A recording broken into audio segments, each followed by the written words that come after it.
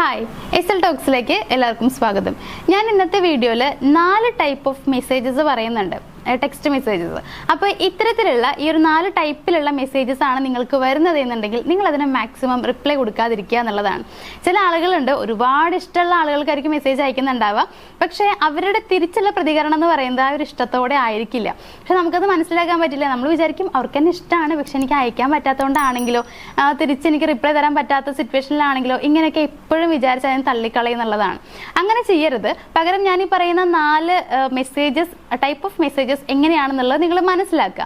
എന്നിട്ട് ഈ രീതിയിലാണ് നിങ്ങൾക്ക് മെസ്സേജസ് വരുന്നത് എന്നുണ്ടെങ്കിൽ, അവർ അയക്കുന്നത് എന്നുണ്ടെങ്കിൽ അതിനുള്ള റിപ്ലൈസ് കൊടുക്കാതിരിക്കുക എന്നുള്ളതാണ്. അപ്പം നമുക്ക് നേരെ വീഡിയോയിലേക്ക് പോവാം. എന്തൊക്കെയാണ് ആ 4 ടൈപ്പ് ഓഫ് മെസ്സേജസ് എന്നുള്ളത് നമുക്ക് നോക്കാം. അപ്പം നമ്മുടെ ഒന്നാമത്തെ ടൈപ്പ് ഓഫ് മെസ്സേജ് എന്ന് പറയുന്നത്, നിങ്ങൾ ഒരാൾക്ക് മെസ്സേജ് അയച്ചു, വളരെ ലേറ്റ് ആയിട്ടാണ് അവർ നിങ്ങൾക്ക് റിപ്ലൈ തരുന്നത് എന്നുണ്ടെങ്കിൽ പിന്നെ തിരിച്ച് അവരുടെ മെസ്സേജിന് റിപ്ലൈ കൊടുക്കാതിരിക്കുക എന്നുള്ളതാണ് നിങ്ങൾ ചെയ്യേണ്ട കാര്യം. നമ്മളൊരാൾക്ക് മെസ്സേജ് അയച്ച് കഴിയുമ്പോൾ അവർ എത്ര വലിയ തിരക്കിലാണെങ്കിലും അതിൻ്റെ നോട്ടിഫിക്കേഷൻ എന്തായാലും ആ ഫോണിൽ കാണുമല്ലോ. ഇപ്പം നമ്മൾ മെസ്സേജ് അയച്ച് കഴിയുമ്പോൾ അവരുടെ തൊട്ടടുത്ത് ഫോൺ ഇരിക്കുന്നുണ്ടെങ്കിൽ ഒന്നില്ലെങ്കിൽ സൗണ്ട് വരുമായിരിക്കും, അല്ലെങ്കിൽ അത് സൗണ്ട് ഉണ്ടാവില്ല, മ്യൂട്ടാക്കി വെച്ചിട്ടുണ്ടാവും. ഓക്കെ, പക്ഷേ ഫോൺ ഓപ്പൺ ചെയ്യുന്ന സമയത്ത് അതിൽ നോട്ടിഫിക്കേഷൻ കാണാനായിട്ട് പറ്റും. അപ്പം നമുക്ക് റിപ്ലൈ തരാവുന്നതേ ഉള്ളൂ. പക്ഷേ ഇപ്പം നിങ്ങൾ മെസ്സേജ് അയച്ചിട്ട് രാവിലെ മെസ്സേജ് അയച്ച് വൈകുന്നേരം വരെ റിപ്ലൈ കിട്ടുന്നില്ല, രാത്രിയൊക്കെയാണ് കിട്ടുന്നതെന്നുണ്ടെങ്കിൽ നിങ്ങൾ മനസ്സിലാക്കുക അത്രയും നേരം അയാൾ ഓൺലൈനിൽ വരാതിരിക്കുമോ.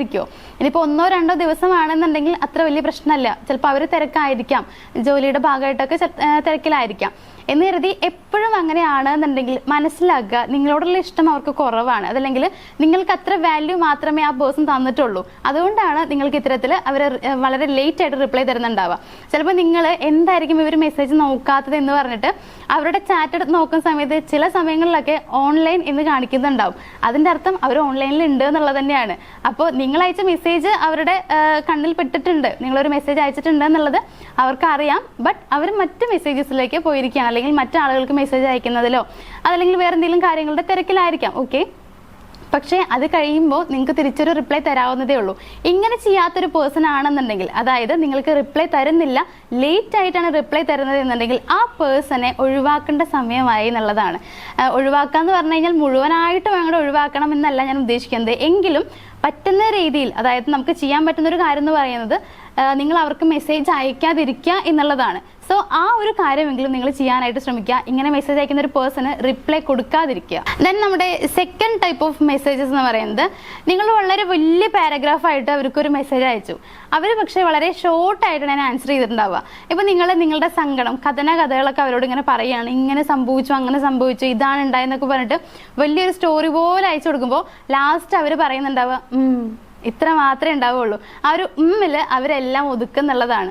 അപ്പോൾ സത്യം പറഞ്ഞാൽ നമ്മൾ ആഗ്രഹിക്കുന്നുണ്ടാവുക ചെറുതായിട്ടെങ്കിലും നമ്മളോടൊന്ന് സഹതാപം, അല്ലാന്നുണ്ടെങ്കിൽ നമ്മളിന്ന് സമാധാനിപ്പിക്കുക എന്നുള്ള രീതിയിലാവും, നമ്മൾ ആ രീതിയിലാവും റിപ്ലൈ പ്രതീക്ഷിക്കുന്നുണ്ടാവുക. പക്ഷേ എന്ന് പറയുന്നതോട് കൂടി നമ്മുടെ മൈൻഡിൽ നിന്നൊക്കെ പോയിട്ടുണ്ടാവും, അയ്യോ വെറുതെ പറഞ്ഞു, വെറുതെ ഇത്രയും ടൈപ്പ് ചെയ്ത് അയച്ചു എന്നുള്ളത് നമുക്ക് അപ്പോഴും മനസ്സിലാവാണ്ടാവുക. നമ്മളവിടെ കളയണത് നമ്മളുടെ അത്രയും ടൈമാണെന്നുള്ളതാണ്.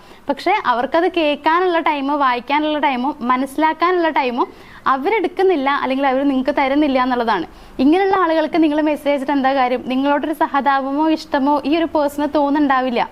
അപ്പോൾ ഇവിടെയും നിങ്ങൾക്ക് മനസ്സിലാക്കാനുള്ള കാര്യം എന്ന് പറയുന്നത്, അവർ നിങ്ങൾക്ക് തരുന്ന ഇമ്പോർട്ടൻസ്, വാല്യൂ എന്ന് പറയുന്നത് വളരെ കുറവാണെന്നുള്ളതാണ്.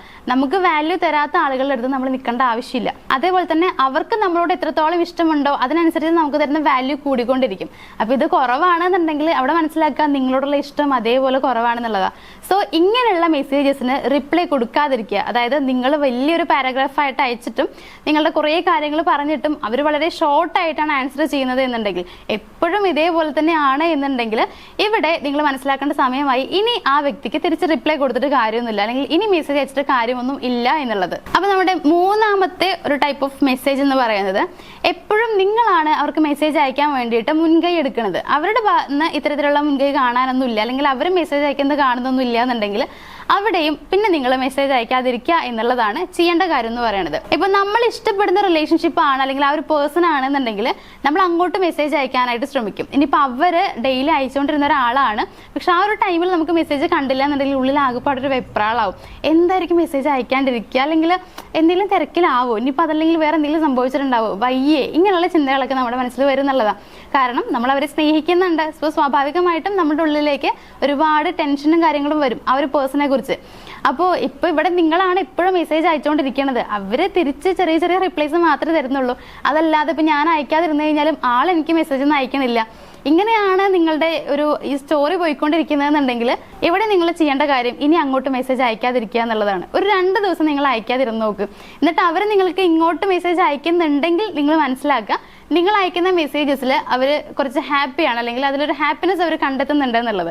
സോ നിങ്ങൾ അയക്കാതിരിക്കുമ്പോൾ അവർ തിരിച്ച് നിങ്ങൾക്ക് ഇങ്ങോട്ടൊരു മെസ്സേജ് അയക്കുന്നുണ്ടെങ്കിൽ എന്താണ് ഇപ്പോൾ മെസ്സേജ് അയക്കാത്തത് എന്നുള്ളൊരു ചിന്തയിലായിരിക്കും അവർ അയക്കുന്നുണ്ടാവുക. അങ്ങനെ ചെയ്യുന്നുണ്ടെങ്കിൽ നിങ്ങളോട് ഇഷ്ടമാണെന്നുള്ളത് നിങ്ങൾക്ക് മനസ്സിലാക്കാം. നേരെ മറിച്ച് എപ്പോഴും നിങ്ങൾ തന്നെയാണ് മെസ്സേജ് അയച്ചുകൊണ്ടിരിക്കുന്നത്, ഇനി ഒരു 2 ദിവസത്തേക്ക് നിങ്ങളവിടെ ബ്രേക്ക് കിട്ടും, മെസ്സേജ് അയക്കുന്നില്ല, പക്ഷെ അവിടെ നിന്ന് എനിക്ക് തിരിച്ച് ഇങ്ങോട്ട് ഒരു മെസ്സേജും കാണുന്നില്ല എന്നുണ്ടെങ്കിൽ അവിടെ നിങ്ങൾക്ക് മനസ്സിലാക്കാം ആ വ്യക്തിക്ക് നിങ്ങളെ പ്രത്യേകിച്ച് താല്പര്യമൊന്നുമില്ല, ഇഷ്ടമൊന്നുമില്ല എന്നുള്ളത്. സോ ഇങ്ങനെ വരുന്ന മെസ്സേജസിന് ഇപ്പം ഞാൻ പറഞ്ഞ ഈ ഒരു രീതി നിങ്ങൾക്ക് ട്രൈ ചെയ്ത് നോക്കാം. ഒരു 2 ദിവസം മെസ്സേജ് അയക്കാതിരിക്കാം. എന്നിട്ടും അവർ നിങ്ങൾക്ക് മെസ്സേജ് അയക്കുന്നില്ല എന്നുണ്ടെങ്കിൽ അവിടെയും നിങ്ങൾ അവരെ ഒഴിവാക്കേണ്ട സമയമായി, അതല്ലെങ്കിൽ പിന്നീട് അങ്ങോട്ട് ഇങ്ങനെയുള്ള ആളുകൾക്ക് മെസ്സേജ് അയക്കാതിരിക്കാനായി എന്നുള്ളത് മനസ്സിലാക്കുക. ഇനി 4ാമത്തെ ഒരു രീതി എന്ന് പറയുന്നത്, നിങ്ങൾ കണ്ടിന്യൂസ് ആയിട്ട് ഒരു പേഴ്സൺ മെസ്സേജ് അയച്ചുകൊണ്ടേ ഇരിക്കുന്നുണ്ട്, പക്ഷേ അവരെപ്പോഴും പറയണത് ഞാൻ തിരക്കാണ്, ഞാൻ ഭയങ്കര ബിസിയാണ്, അതുകൊണ്ട് എനിക്ക് മെസ്സേജ് നോക്കാൻ പറ്റണില്ല ഇങ്ങനെ പറഞ്ഞിട്ട്, അതല്ലെങ്കിൽ നിങ്ങൾ അയക്കുന്ന മെസ്സേജിന് അവർ റിപ്ലൈ ഒന്നും തരുന്നില്ല. പിന്നീട് നിങ്ങൾ ചോദിക്കുകയാണ് എന്താണ് എനിക്ക് റിപ്ലൈ തരാത്തത്, എത്ര നേരം ഞാൻ മെസ്സേജ് അയച്ചിട്ട്, ഇങ്ങനെ ചോദിക്കുകയാണ്. അപ്പോൾ ചിലപ്പോൾ അവർ പറയണ്ടാവും ഞാൻ ഫുള്ള് തിരക്കിലായിരുന്നു, അതെനിക്ക് ഫോൺ നോക്കാൻ പോലും പറ്റിയിട്ടുണ്ടായിരുന്നില്ല, ഇങ്ങനെയൊക്കെ പറയണ്ടാവും.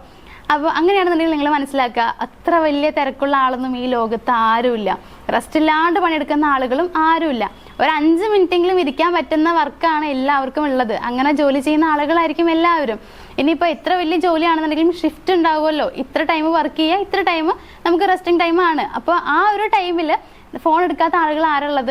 ഈ ഫോൺ കയ്യിലുള്ള ആളുകളൊക്കെ ഫോൺ എടുക്കുന്നവരാണ്. അപ്പോൾ അതിൽ വന്നിട്ടുള്ള മെസ്സേജസും കാര്യങ്ങളൊക്കെ നോക്കി റിപ്ലൈ കൊടുക്കാനുള്ള ടൈം അവിടെ ഉണ്ട്.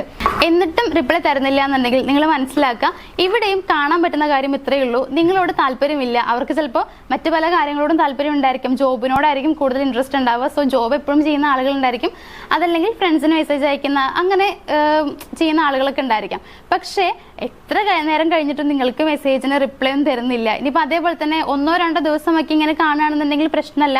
നിങ്ങൾക്കിപ്പോൾ ഒരു ദിവസം ഇത്തരത്തിൽ ചെയ്തു എന്ന് പറഞ്ഞിട്ട് അവരോട് കയറി ദേഷ്യപ്പെടരുത്, എനിക്ക് എന്താ ഇങ്ങനെ മെസ്സേജ് അയക്കാതിരുന്നത് അങ്ങനെയെന്ന് പറഞ്ഞിട്ട് ദേഷ്യപ്പെടരുത്. പകരം ഒരു 2-3 ദിവസമൊക്കെ ഇവരിങ്ങനെയാണെന്നുള്ളത് നോക്കുക. എന്നിട്ട് നിങ്ങൾ മനസ്സിലാക്കുക ഇവർ ഇതേ പാറ്റേൺ തന്നെയാണ് ഫോളോ ചെയ്യണത്, ഇങ്ങനെ തന്നെയാണ് ചെയ്യണമെന്നുണ്ടെങ്കിൽ അവിടെ നിങ്ങൾ മനസ്സിലാക്കുക നിങ്ങൾക്ക് അത്ര വലിയ ഇമ്പോർട്ടൻസ് ഇഷ്ടം ആ പേഴ്സൺ തരുന്നില്ല. സോ തിരിച്ചും അത്രമാത്രം കൊടുത്താൽ മതി, നിങ്ങൾക്ക് തരുന്നത് മാത്രം തിരിച്ചു കൊടുക്കുക.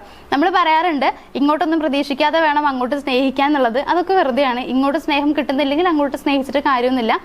സോ അതുകൊണ്ട് തന്നെ ഇങ്ങോട്ട് തരുന്ന രീതിയിൽ മാത്രം തിരിച്ചു കൊടുത്താൽ മതി. സോ ഇനി അങ്ങോട്ട് ഇങ്ങനെയുള്ള ആളുകൾക്കും റിപ്ലൈ കൊടുക്കാതിരിക്കാനായിട്ട് ശ്രമിക്കുക. സോ ഈ പറഞ്ഞ 4 രീതിയിൽ മെസ്സേജ് അയക്കുന്ന ആളുകൾ നിങ്ങളുടെ ചാറ്റ് ലിസ്റ്റിലോ അല്ലെങ്കിൽ നിങ്ങളുടെ വാട്സപ്പ് ലിസ്റ്റിലൊക്കെ ആരെങ്കിലും ഒക്കെ ഉണ്ടെന്നുണ്ടെങ്കിൽ, ഇപ്പം നിങ്ങൾ മെസ്സേജ് അയക്കുമ്പോഴൊക്കെ ഈ രീതിയിലാണ് അവർ നിങ്ങളോട് എപ്പോഴും ബിഹേവ് ചെയ്യുന്നതെന്നുണ്ടെങ്കിൽ അവർക്ക് ഇനി മുതൽ അങ്ങോട്ട് മെസ്സേജ് അയക്കാതിരിക്കുക. നമ്മളുടെ വാല്യൂ നമ്മൾ ഉണ്ടാക്കിയെടുക്കണതാണ്.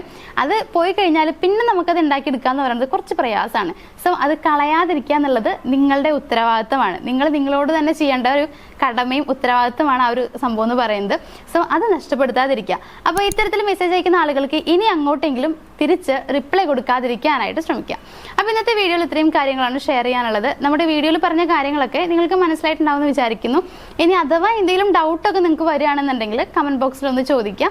അതേപോലെ തന്നെ നമ്മുടെ വീഡിയോ ഇഷ്ടമായെന്നുണ്ടെങ്കിൽ ലൈക്ക് ചെയ്യാൻ മറക്കാതിരിക്കുക. നിങ്ങളുടെ ഫ്രണ്ട്സിനോ ഫാമിലിക്കോ ആർക്കെങ്കിലും ഒക്കെ ഇത് അയച്ചു കൊടുത്താൽ കുറച്ചുകൂടി ബെറ്റർ ആയിരിക്കും, അവർക്ക് യൂസ്ഫുൾ ആയിരിക്കും എന്ന് തോന്നുകയാണെന്നുണ്ടെങ്കിൽ അവർക്കൊന്ന് ഷെയർ ചെയ്ത് കൊടുക്കുക. അപ്പോൾ നമ്മുടെ ചാനൽ ആദ്യമായിട്ട് കാണുന്ന ആളുകളാണെങ്കിൽ ഒന്ന് സബ്സ്ക്രൈബ് ചെയ്തിട്ട് തുടർന്ന് നമ്മുടെ വീഡിയോസ് കാണാനായിട്ട് ശ്രമിക്കുക. അപ്പോൾ നമുക്ക് മറ്റൊരു വീഡിയോ ആയിട്ട് കാണാം. Thank you.